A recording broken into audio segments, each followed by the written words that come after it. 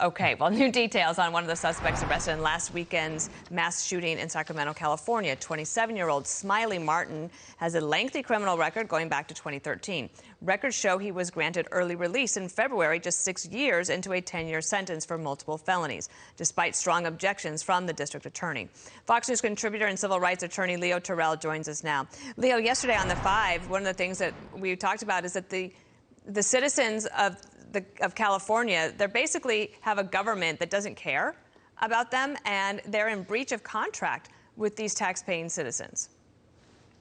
Dana, you're absolutely correct. California is crime-friendly.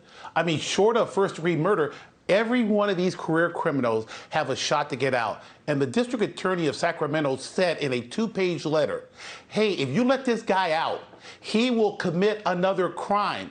And he has no other lifestyle in the last 10 years, Dana, other than criminal activity. And what is so frustrating, Dana, is the immediate reaction of Governor Newsom and Joe Biden is gun control. I would submit to you that this career criminal who had a gun, who was illegally prohibited from having a gun, these gun control laws in the most restricted gun control state in the country would not stop this criminal from getting a gun. And he had a gun, which resulted in a massacre in Sacramento.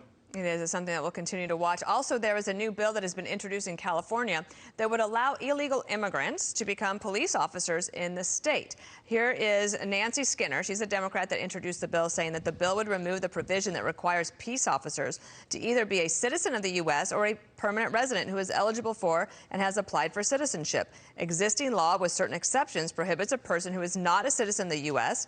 from being appointed as a member of the California Highway Patrol. This bill would remove that prohibition. I mean, with that, Leo, why even have citizenship in the first place? Dana, spot on.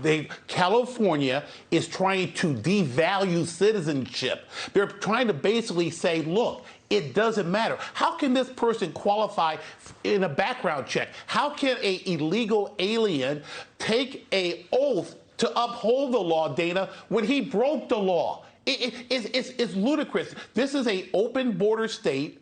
They're competing with New York City to basically say citizenship doesn't matter. And it tells me one thing, that until this state removes itself from being a one-party, deep blue state, we're to get these crazy, open policies regarding illegal immigration. They don't want any distinction between citizenship and the illegal aliens.